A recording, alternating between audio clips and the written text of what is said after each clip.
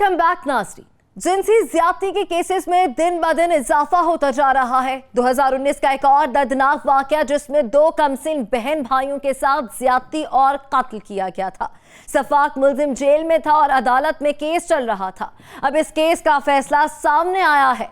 Case का फैसला जानने से कबल इस केस की हकीकत जानना जरूरी है। आखिर 2019 में हुआ क्या था?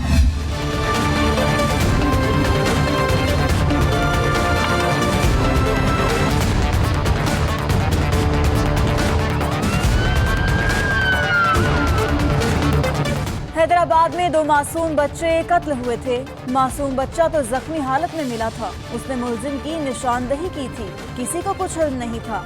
सब बच्चों के अगवा पर परेशान थे। मासूम बच्ची रुखसाना का सुराग तो न मिला, अलबत्ता मुल्जिम की निशानदेही हो गई थी। मुल्जिम को गिरफ्तार किया तो मासूम बच्चे की भी मस्कशुदा लाश मिल गई।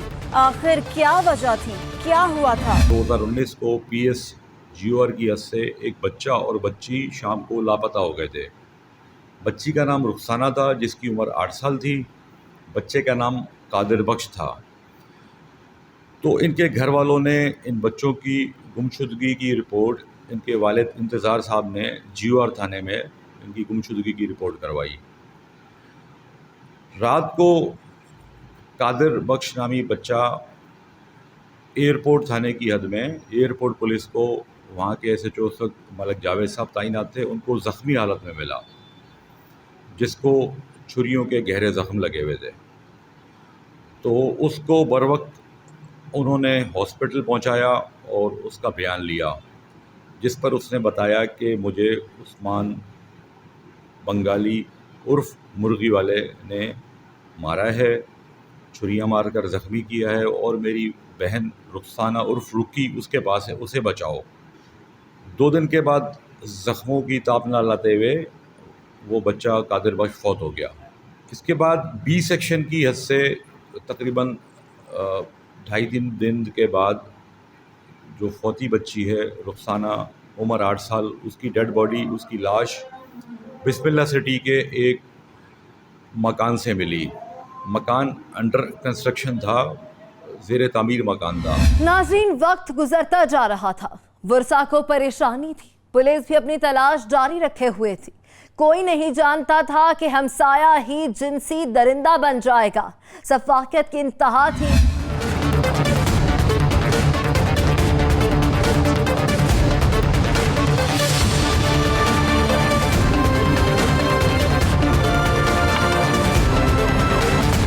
कादिर बख्श और रुखसाना मेरी बहन थी। जो कादिर बख्श दुआ मरियम स्कूल है उसमें पढ़ता था और उस्मान बंगाली जो सामने रहता था मुर्गियाला, वो किसी बहाने से उसको चीज़ के बहाने से कोई उसको ले गया। फिर उधर लेके जाके चीज़ के बहाने से फिर उसको कत्ल कर दिया, बेरहमी से उसको कत्ल कर दिया और रुखसाना को भी बेदर्दी से कत्ल कर दिया।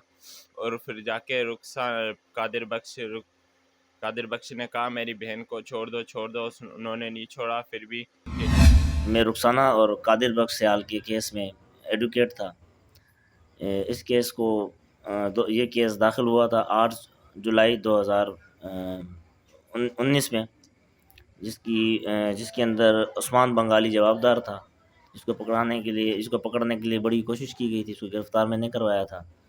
और उस केस में उसने दो बच्चों को कत्ल किया था, जिसमें से एक रुखसाना थी और एक कादिर था। रुखसाना को उसने ज़्यादती करके रुखसाना के साथ उससे कत्ल किया था और उसके भाई को, जो उसका गवाह रह गया था, उसको उसने कोसार में जाके छुरी से कत्ल किया था। इसको हमने ATC कोर्ट में केस उसका चलाया, क्योंकि वो ATC की कलम लग चुकी थी, क्योंकि पूरे ज़िले के अंदर, पूरे हैदराबाद ज़िले और सिंध के अंदर ये पूरा एक खौफ और हरास फैल गया था कि 2 बच्चों का कत्ल हुआ था, यानी मर्डर हुआ था। दोनों छोटे बच्चे थे। शातिर मुल्जिम ने मासूम बच्चे को कत्ल करके फेंक दिया था, लेकिन रब की करनी ये हुई कि रब ने मुल्जिम की निशानदेही करवानी थी। मासूम बच्चे की चंद सांसें बाकी थी। अस्पताल के बेड पर जिंदगी मौत से लड़ते बच्चे ने मुल्जिम का बता दिया था।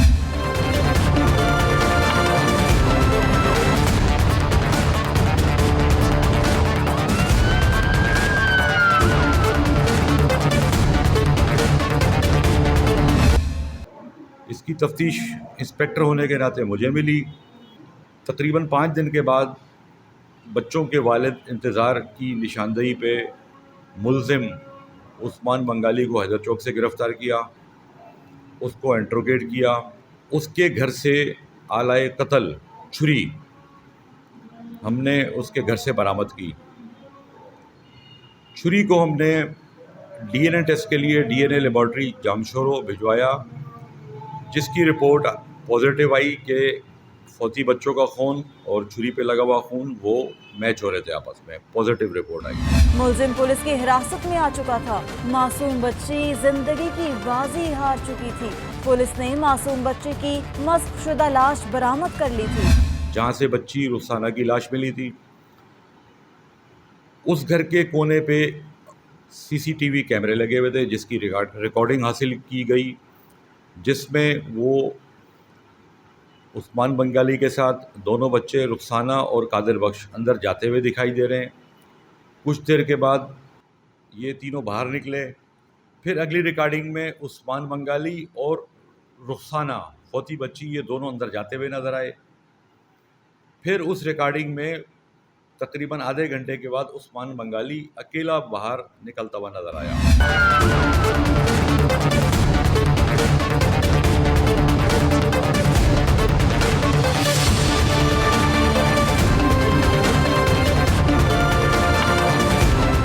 पुलिस के मुताबिक कई शवाहिद मुलजिम के खिलाफ थे।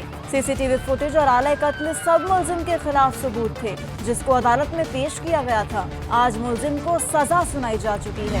तो इस केस में जितनी हमने कोशिश की वो अल्लाह ने हमारी मदद की और उस्मान बंगाली को सज़ा दिलवा दी, जिसके अंदर उससे सज़ा हुई। एक बार सज़ाए मौत और 14 साल सज़ा। बच्चों को अगवा करने की सज़ा जो उसको लगी वो 14 साल लगी, और बच्चों को कत्ल करने की सज़ा जो लगी उसे फांसी लगी, और 2 लाख रुपए जुर्माना उसको लगा। नाज़रीन, हर आंख अश्कबार है। वर्षा ने इंसाफ के लिए कई बरस इंतजार किया है। वो तो मुल्जिम की जल्द अज जल्द सजा पूरी होने के इंतजार में है, ताकि उनके दिल को करार आए। डिस्ट्रिक्ट पुलिस हैदराबाद ने अल्हम्दुलिल्लाह एक केस ट्रेस किया था 2019 में। एक मर्डर और रेप का केस हुआ था, जिसमें रुखसाना जो है उसका रेप हुआ था और उसके भाई जो कादिर बख्श है उसका मर्डर हुआ था। अल्हम्दुलिल्लाह एक अच्छी तफ्तीश उसमें हुई, और जो उस्मान बंगाली इसमें जो मेन अक्यूज़ड है वो गिरफ़्तार हुआ।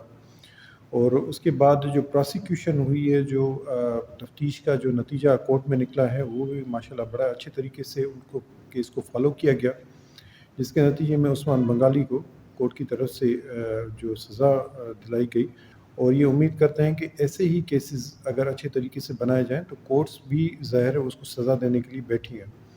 जब इन्वेस्टिगेशन फॉल्टी होती है, प्रोसिक्यूशन का सही फॉलो नहीं होता, तो ये हकीकी मुजरिम भी कभी कभी निकल जाते हैं। पर ये एग्जांपल हमारे सामने है कि अगर सिंसेरिटी के साथ हम अपनी इन्वेस्टिगेशन बेहतर करें, हक़ाइक़ के साथ, सबूतों के साथ उस चीज़ को कोर्ट के सामने लाएं, तो एक मेजर पनिशमेंट भी सज़ा उनको मिल जाती है।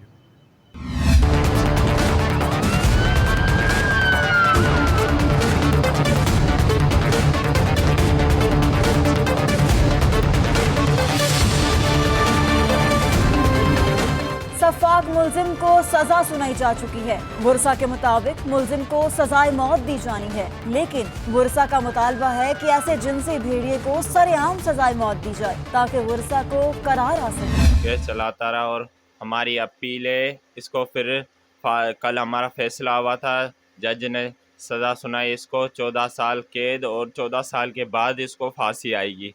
ये फांसी ऐसे आएगी तो फिर दूसरे कान जाएंगे। इसको बोलो हैदर चौक के सरेआम इसको फांसी दे, आइंदा कोई ऐसा काम ना करे। तो हमारी अपील है इसको जल्दी से जल्दी फांसी दी जाए। इंसाफ का निज़ाम तेज होना चाहिए, ताकि मुल्जिमान को फौरी सजा मिले और फौरी इंसाफ मुयस्सर हो। यहाँ वक्त है कमर्शियल ब्रेक का, हमारे साथ रहिएगा।